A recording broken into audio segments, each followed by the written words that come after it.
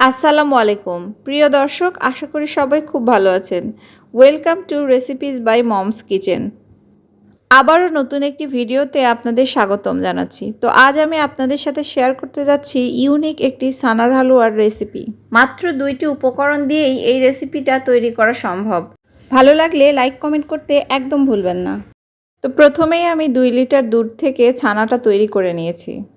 ছানাটাকে ছেঁকে সুন্দরভাবে পানিটাকে ঝরিয়ে নিয়েছি। আর ঝরিয়ে নেওয়ার পরে একটা বোর্ডের ওপরে রেখে এটাকে আমি খুব সুন্দরভাবে ধীরে ধীরে মথে নিব। মথার প্রক্রিয়াটা কিন্তু ঠিক এভাবেই করতে হবে। আর এতে ছানাটা অনেক নরম হয়ে যাবে, আর আমি ঠিক যেটাই তৈরি করতে চাই সেটা অনেক পারফেক্টভাবে তৈরি হবে। প্রিয় দর্শক, দেখতেই পাচ্ছেন আমি কিভাবে হাতের তালু দিয়ে সুন্দরভাবে ছানাটাকে মথে নিচ্ছি।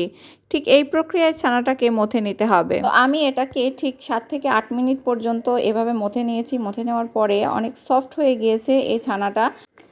চুলায় একটি প্যান বসিয়ে প্যান গরম হয়ে এলে এখানে আমি হাফ কাপ পরিমাণ সুজি ভেজে নিব। তো আপনারা চাইলে সুজি ভাজার সময় ঘিও ব্যবহার করতে পারেন। আমার হাতের কাছে ছিল না, তাই আমি এটা দিতে পারিনি। তো এরপরে আমি এটাকে সাইডে রেখে দিয়ে চুলায় আবারও প্যান বসিয়ে পানি দিয়ে দিব। পানির মধ্যে আমি দিয়ে দিব হাফ কাপ পরিমাণ চিনি।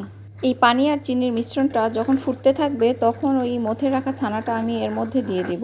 ছানাটা চিনি শিরাতে দিয়ে দেওয়ার পরে ভালোভাবে জাল করে নেব। যখন এটা জাল দেওয়ার পরে ফুটতে থাকবে তখন আমি এর মধ্যে আরও 2 টেবিল চামচ চিনি দিয়ে দিব। তো আমার এখানে মিষ্টির পরিমাণটা কম মনে হয়েছিল, এই জন্য আমি আবারও চিনি দিয়ে দিচ্ছি। আপনারা আপনাদের স্বাদ মতো চিনিটা দিয়ে নেবেন। আর এরপরে দিয়ে দিব সুজি। সুজি দেওয়ার পরে খুব ভালোভাবে নাড়াচাড়া করতে হবে। এই পর্যায়ে চুলার আঁচটা মিডিয়াম থেকে লোতে দিয়ে দিতে হবে। আর এভাবে নাড়াচাড়া করতে করতে একসময় সুজিটা সিদ্ধ হয়ে আসবে আর প্যানের গায়ে থেকে উঠে উঠে আসবে। এখন আমার ছানার হালুয়াটা প্রায়ই রেডি হয়ে গেছে। তারপরেও আরও 1 মিনিট আমি এটাকে সুন্দরভাবে নেড়েচেড়ে জাল করে নিব। আর যখন এটা রেডি হয়ে যাবে তখন একটা আঠালো ভাব চলে আসবে। এখন আমি এই প্যানটাকে গরম অবস্থায় চুলা থেকে নামিয়ে নিব। কিছুটা ঠান্ডা হয়ে গেলে আমি হাতের ওপরে কিছুটা করে লেচির মতো নিয়ে নিব। আর আমার ছানার হালুয়া থেকে আমি এইভাবে শেপ করে বরফি আকারে তৈরি করে নিব। একে একে সবগুলো বরফি আমি এইভাবে তৈরি করে নিব। এই কাজটা অবশ্যই গরম থাকা অবস্থায় করতে হবে।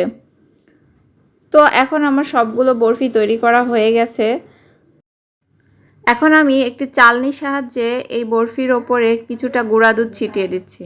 এক পাশে গুঁড়া দুধ ছিটিয়ে দেওয়া হয়ে গেলে ঘুরিয়ে নিয়ে অপর পাশেও আমি গুঁড়া দুধ ছিটিয়ে দেব। বরফিগুলো দেখতে যেমন সুন্দর, খেতেও কিন্তু তেমনই মজা। তো দেখতেই পেলেন নষ্ট হয়ে যাওয়া দুধ থেকেও কত সুন্দরভাবে হালুয়াটা তৈরি করা যায়। ভালো লাগলে একটা শেয়ার দিতে ভুলবেন না।